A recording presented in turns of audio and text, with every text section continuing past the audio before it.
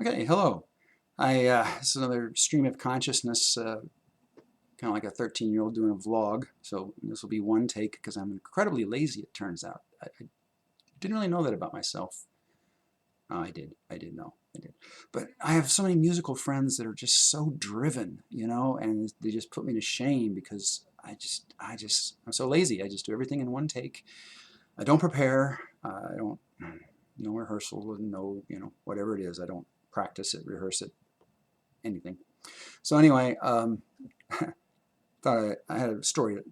A friend of mine actually asked me if I had any more unlisted videos, and I looked around a little bit and couldn't quite find one. And I thought, it'd be faster just to make up something. So two brief rants, hopefully brief. We'll see, right? Beautiful women,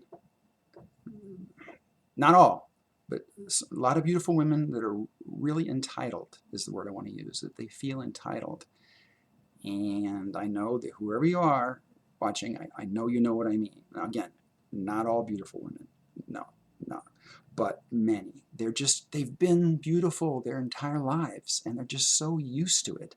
They're used to being beautiful, and they're used to having people, guys, fall all over themselves to do stuff for them. And 80 or 90% of the guys, they expect nothing in return. They don't expect to, be at a tire place and they waive the $20 disposal fee for the old tire. The new tire price is on there and the sales tax, and there's supposed to be a $20 fee, and they say, oh, don't worry about that. Don't worry about that.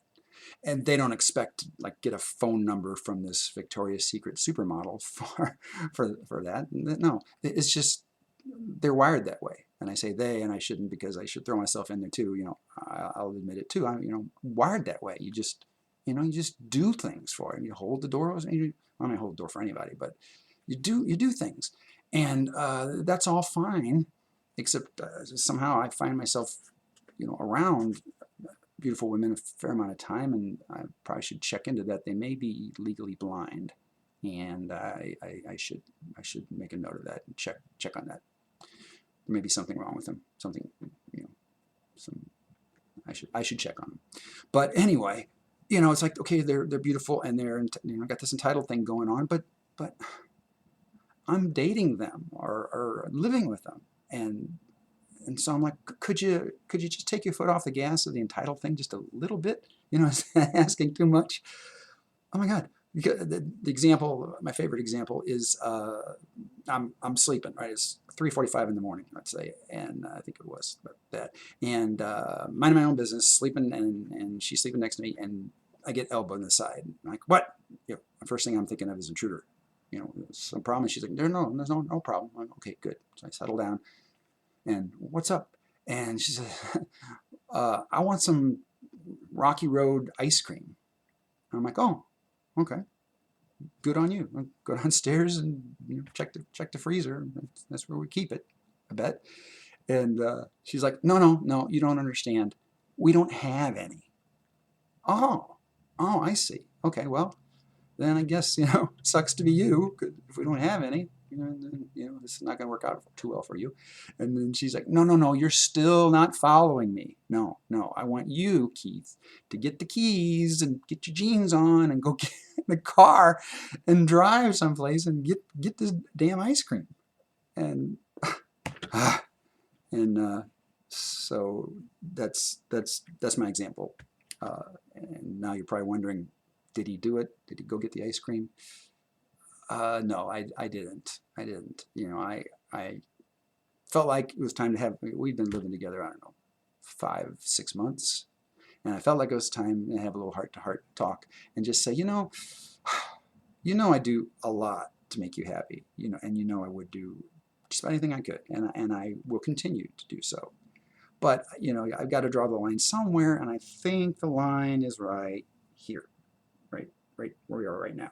Because I'm not going to get up at 3:45 in the morning and go find ice cream in the middle of the night at some gas station, or there are some supermarkets that are open 24 hours.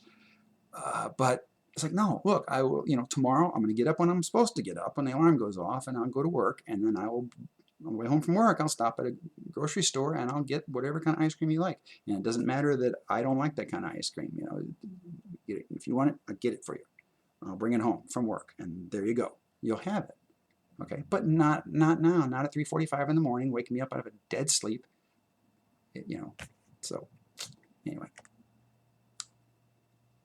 we're not together anymore. Shockingly, but I feel like it's not my fault. Don't put that on me.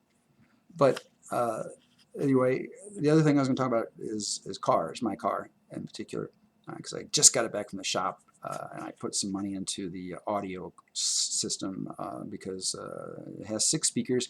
2 of them were blown, but of course they couldn't be the 2 in pairs, the 2 6x6 mid-range. No, that'd be too easy. That'd be too cheap. No, it was one of the 6x6s, and then in the back, one of the 6x9s.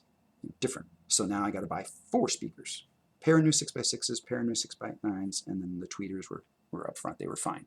So I'd buy 4 new speakers and then a whole new head unit because I wanted to be able to do Bluetooth and Spotify and USB MP3s and FLAC audio, which I didn't think about until the last minute. I've got a couple of friends that send me FLAC audio files. That means they're lossless. MP3 has loss in it. It's compression algorithm. You lose something. FLAC is lossless, but the files are big. There's no free lunch in life. It's a bigger file. Anyway, I had to move up a level in the head unit to get because I called the guy and I said, hey, is that thing we just talked about and I just actually ordered, but isn't in yet? Does it do FLAC audio? And he's like, I got to look that up. And he looks it up. He says, no, it does not. And I said, well, I need it to, so let's move up to the next level. How much is that? And it was only like $50 for the next same model, but just a little bit higher, a little more cowbell, and it does FLAC audio. So anyway, my car is, people know if they've seen my car, I bought it to drive it. When I say drive it, I mean drive it. The speedometer goes to 180. It won't do 180. It'll do 162. Oh yes, it will. And it's twin turbocharger, 5-speed, and all-wheel drive, all-wheel steer, and the tires corner like they're on rails. And I love that car. Love it. And before I get too crazy, oops, I'm shaking this table, sorry. Before I get too crazy with this story, I want to point out that I'm a safe driver. I really am, I think. I got this great hookup many years ago. And I can't even say what state it was in. It's not my home state, but I was visiting a friend in a different state, and he was in the highway patrol of that state. And he got me this great hookup. They have a class. It's 4 days long. It has a real complicated, long name, official name, but they just call it Pursuit. That's what everybody, that's colloquially, that's Pursuit. So anyway, oh man, the stuff that I learned and the stuff that they taught us and the things that we did 8 hours a day for 4 days a week, it was a really good time, and I learned so much. And I can't remember what kind of car it was. It was a pretty good performance car, but honestly, not as good as mine. Not as good, no. Not as fast, doesn't corner as well, can't pull as many lateral G's, it doesn't have the acceleration. It's just less than. So when I'm in my car, things happen, and I'm just used to it, and I drive that way all the time. And other people are not so much enjoying it. I'm being a little hyperbolic here, but there's frequently some screaming, some cussing, maybe a little crying, except for my sister. My sister loves it, and she's the only one. Sure, seriously, she's the only one. And one thing I always notice is that I'll get ready to have to, as they said in the movie Top Gun, the guy says, hey, Maverick, do some of that pilot shit. It's like, okay, I'm about ready to do some of that driving shit here. And I tell the person riding shotgun on the passenger side, I say, hang on. That's all I have time to say. I got stuff to do. So I say, hang on. And I think they mean, I think that they think I mean sit up straight or something like that, because they really don't do too much. And seriously, I think that's what they equate. Hang on means sit up straight. It's not what it means. No.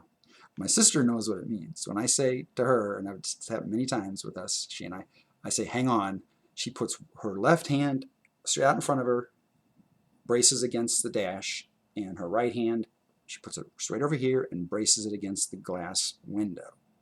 And now the other direction, laterally, she can't go that way because the seatbelt holds her, and of course she can't go backwards because she's sitting in a car seat. I mean, not a car seat like a 5-year-old. I mean, she's sitting in a seat. So she can't go backwards now. She can't go forward because she's braced.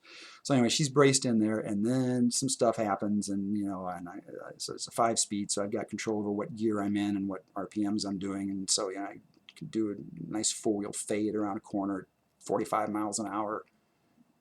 And I am safe. I really am. I'm not going to risk my sister's life. I mean, I'd rather not die myself either, but I'm not going to risk a passenger's life. No, so it's fine. But anyway, she'll be there with me, and I'll just take a tenth of a second right in the middle of all the stuff going on to just glance over at her, just briefly. I mean, really briefly, to just make sure she's doing okay. And what I always see is she's looking straight out the front window, just grinning ear to ear, just enjoying the hell out of what's going on, and she's not sure what's going to happen next, but she wants to see. Oh yeah, she wants to see what's going to happen next, and she's just doing great, So I feel better then that she's not, in a panic, because like I said, she's my sister. So because other people, they're close to me as well, and they're kind of, like I said, there's some cussing and yelling and screaming. And I'm like, well, I guess you should have called an Uber, if that's the kind of ride you wanted from A to B, because I bought this car for a reason. And so, welcome to hell, I guess, for you. It's going to be fine. And I wish you'd enjoy it, because I enjoy driving it. And anyway, my sister is great with the riding part of it. How long is this mess now? No way, 11 minutes. Oh, gosh, I'm sorry. That wasn't 2 short stories at all. Okay, well, it'll be shorter if I shut up like right now.